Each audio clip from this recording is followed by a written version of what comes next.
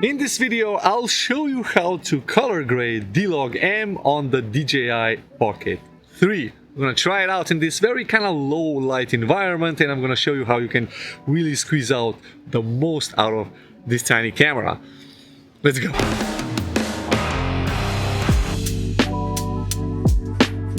Somebody put a bench here. Okay, so I think this is as good a spot as any to do the talking head. Now, you asked me to show you how to color grade in Davinci Resolve, and it's really important that we first set the color space of the software and then choose the data set for the video files. Now, I'm talking about the logM video files, which are 10-bit. I'm shooting 4K with 25 frames per second, sharpness, noise reduction set to -2, and I'm manually exposing with 1/50th of a second shutter speed, and I have my ISO set to between 50 and 3200. So these are the settings that I'm using pretty much all the time on the camera. If it gets really bright, I use an ND filter. Currently, I'm just recording with a really wide angle lens. And this is exactly the recording that I just mentioned. So 1/50th of a second, 25 frames per second, 4K, 10-bit, logM. So in order to have the most flexible workflow, we need to go into the Davinci's color settings and choose the Davinci wide gamut as the timeline color space. This will give us the biggest color space that we can work in, and as an output color space for delivery, we'll choose the Rec 709 and the Gamma 2.4, which is kind of the standard delivery color space and contrast setting. So now we import the files into Davinci Resolve, and it's important to set the data set to full. Now, because this is a 10-bit video, there's a lot more data to be, well, unlocked from these video files. Typically, if you have 8-bit data, which is already Rec 709 color space, just leave it at auto. But if you have any sort of 10-bit, 422, or all-I video files, then I always choose the full data set. This will give me a more flat-looking video to start with, and I have more room to color grade afterwards. Okay, so now we do the edit, now we do all the cutting, and now we just create our story in a video format. Then we go to the colors page. Now here we have to color grade each individual clip, or you can color grade all of them at the same time. There's a few techniques of how you can color grade everything at the same time, but let's do it the basic way. So each clip needs to be color graded. Now you could color grade the whole clip in the beginning and then chop it up into a story timeline. So we go to the colors page, we choose the specific clip that we want to color grade, we find the hero moment or the hero shot, so the main kind of point of that clip, and we start by creating 3 nodes. That's how I typically do it. So the first node is going to be the correction node, where I will correct any white balance issues or any exposure issues. Then on the second node, I apply the official DJI LUT. This is going to convert the logM into Rec 709 colors. Now you'll find the link to the LUT down in the description.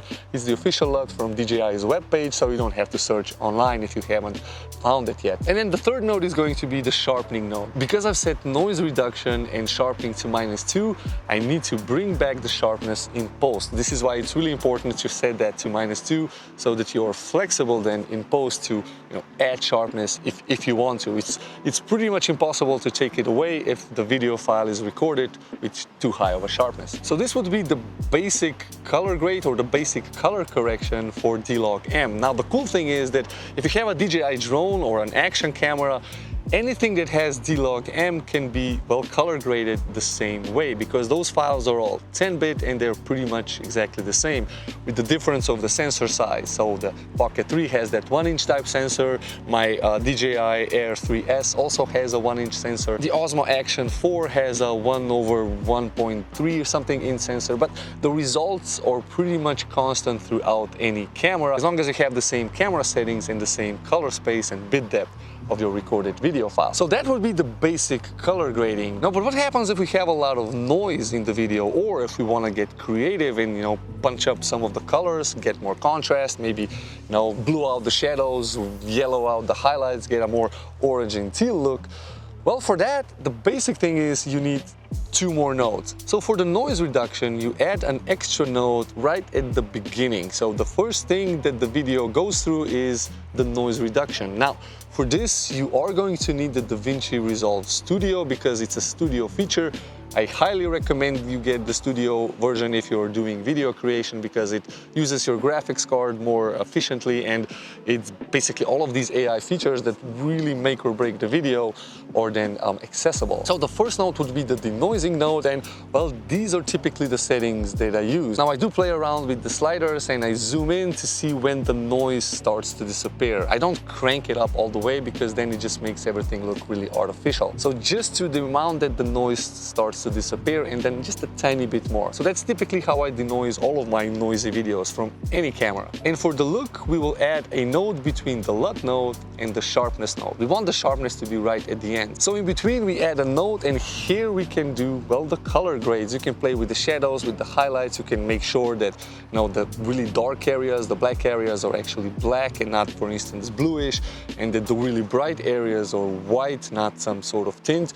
And well, I mean, there's a whole bunch of things that you can do, but pretty much this is how I would do a more creative look to a video, or just to pump up contrast and saturation. Now, but what about subject brightening? That was actually a question in one of my recent videos from one of you guys, and well, if you're using DaVinci Resolve, again, I think this is only in the studio version, I'm not really sure, but you can literally use a mask to mask out the subject. And I do this typically with an extra node. So I'm making sure that I'm having an extra node for this.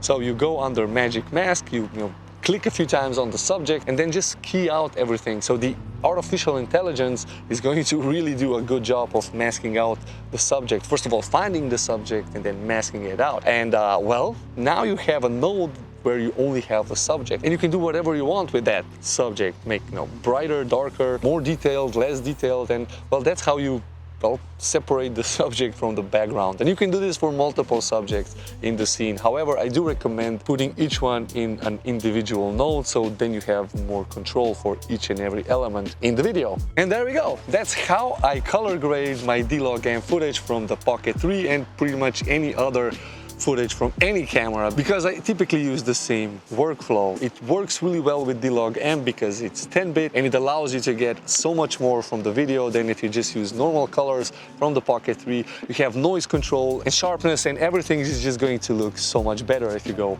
this way. So I hope this answers your question. If you have any comments or questions more, leave that down below. Hit the like button for the algorithm. That really helps. And consider subscribing if you're new. And if you want to stay on the channel, then watch this video next. Thanks, and I'll see you in this one. Bye-bye.